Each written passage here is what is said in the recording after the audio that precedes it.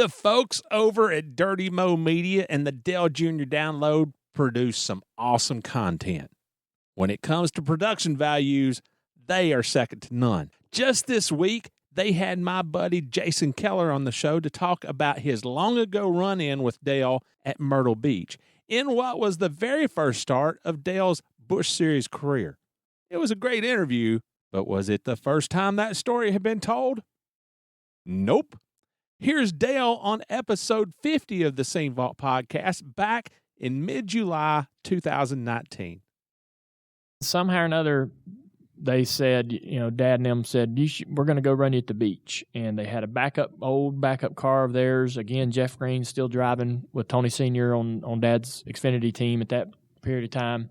They gave us a car, and a lot of the guys that went to help us were mechanics and shop guys, people that didn't travel, that wanted to help us. And we had a patchwork group, and it cost us on pit road. We got lapped, on pit road. Wesley was changing tires. He'd never changed tires before, but we got lapped on pit road, and that's how we got a lap down. We ended up 14th, and we were fast. We were really fast. We qualified 7th, I think, and we were passing for 6th when Jason Keller and I got together in turn 4 and we spun out. And I had Jason Keller sort of in the back of my mind for the rest of my career, like I was going to get him back, Jason Keller. I know it. So we go, long story short, I'm rambling here, but we qualified really good. And I'm like, man, this is great. I can do this. I can do this. And I know we're at Myrtle Beach, a track that I'd ran at for 3 years in the late models, but I felt like, wow, I'm running against some of the best guys in this series, and the race starts, and I didn't know anything about saving tires. I'd been running at Myrtle Beach for 3 years, still ain't figured out how to save tires, and that's a track that is imperative that you save. I had not learned that yet, really understood that sort of strategy, and I'm out there running as hard as I can, and I know they probably weren't. Jeff and Jason weren't really giving it all they had, but I was running over them, right? Trying not to. I was just running over them so fast, and I just couldn't really get underneath either one of them to make a pass. Well, Jeff Green popped Jason Keller in the back going into turn 3 and shot Jason way up the track, and Jason came straight down the track to hit Jeff in the door and missed intentionally. He was coming down the track because he was hot after Jeff Green. Okay, all right. I was tucked under Jeff Green's bumper, and he came down into the right side of my car. And it just turned me right around. So I hit Jason in the left rear tire. And Jason's, it just spun me right out coming off of turn 4. And I was so mad because I'm sitting there in great position. The race ain't 20, 30 laps old. And here I am spun out. Now I got to go to the back. And we came down pit road, got lapped. I'm going to have to call Jason and get his side of this story. Sure.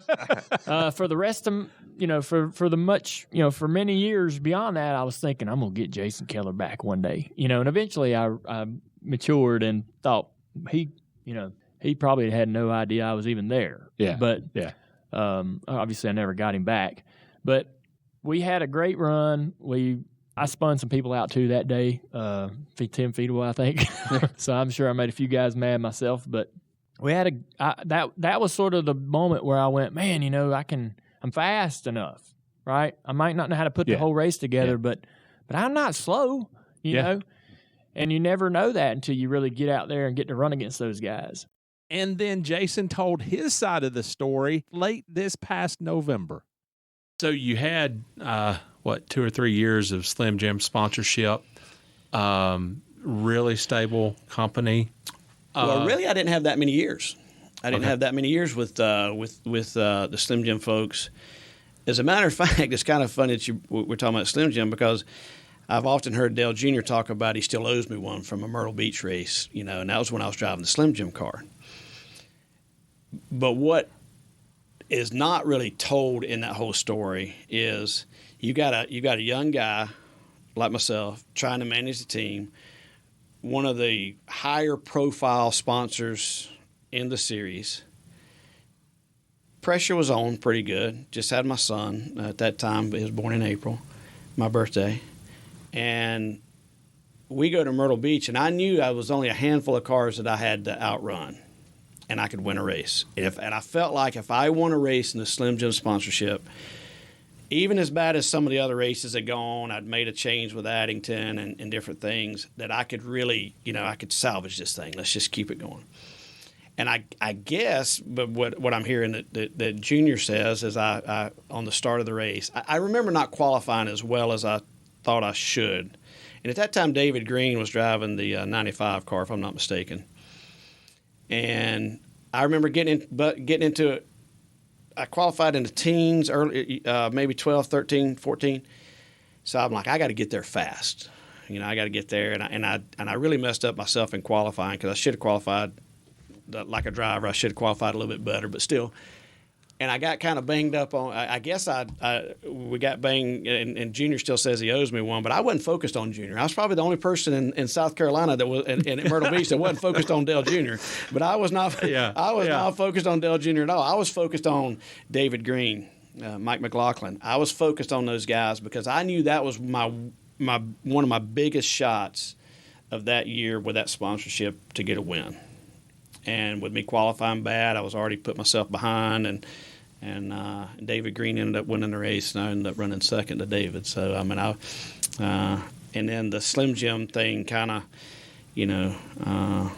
sort of went away, after that, and really didn't know what I was going to do. Are there any hard feelings between me, Dale, and Dirty Mo?